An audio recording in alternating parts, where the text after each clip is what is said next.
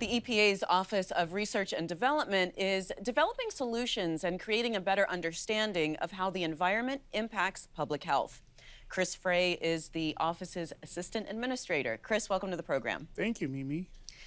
I want to start with lead because your office is leading an effort to identify lead service lines. Tell us about that and what's the objective? Yeah, thank you for the question.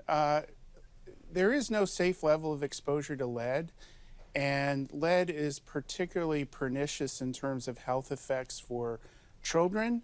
And once lead is in the body, it also stays in the body for a long time, so it also has adverse effects for adults.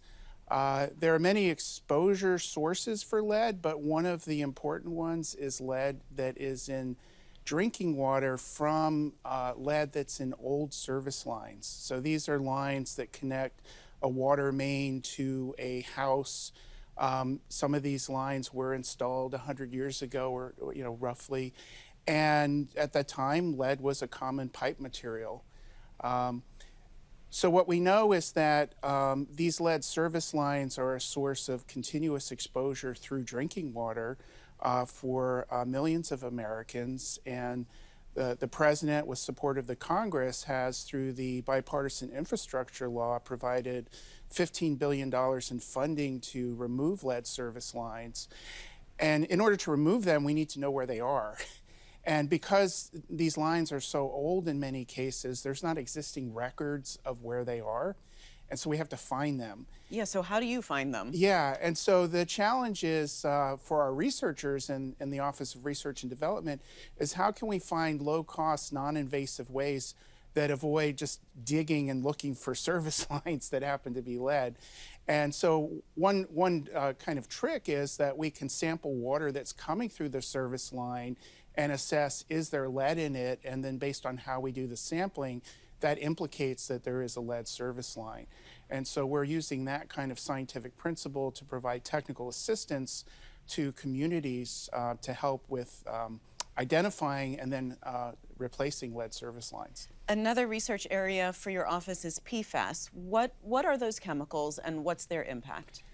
Yeah, PFAS are literally thousands of chemicals, and these are engineered chemicals that have been invented over decades to serve various functions that, non-stick cookware or water repellent clothing or what's called aqueous film forming foam for firefighting foam.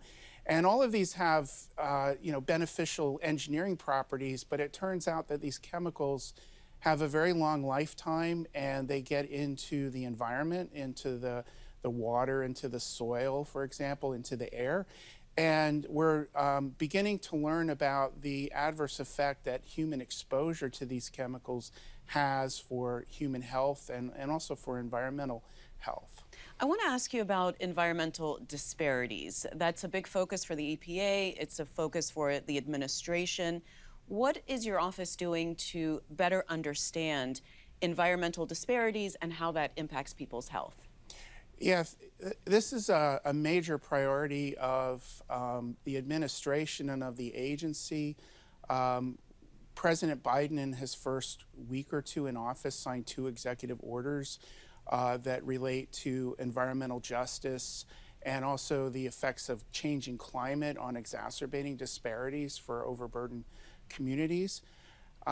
Because the mission of the agency is to protect human health and the environment, it's important that we do that for everybody, regardless of skin color or race or ethnicity or income or language.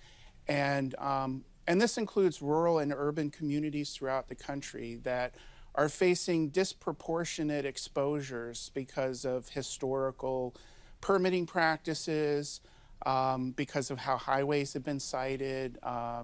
And so we're trying in our Office of Research and Development, from a scientific point of view, understand how do those disparities in exposure affect health, and how do those combine with what we call non-chemical stressors. So non-chemical stressors are also called social determinants of health. But what that means is a community that is overexposed to pollution and at the same time lacks access to healthcare or jobs or green spaces faces additional stress. And in the science community, there's really leading edge work on a concept called biological aging, which is that we're finding in these overburdened, overstressed communities, the biological age is more than the chronological age, meaning enhanced aging. And then that brings in other risks that come with enhanced biological age. So we're looking at how all these different environmental stressors and then non-environmental stressors interact, and then what can we do to inform decisions within the Environmental Protection Agency, but also recognize that there has to also be a whole of government approach, working with federal partners to bring solutions to communities. I wonder briefly, Chris, what's your big research focus area going to be for next year? Well, we have a number of main research priorities. Give me one. I'll give you one as climate change. And where ORD and EPA have an important role is on climate change adaptation.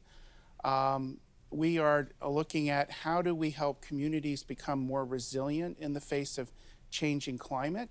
And this includes resilience to heat stress, to changing frequency and severity of storms, flooding and drought, wildfires. All right, Chris, well, we're out of time.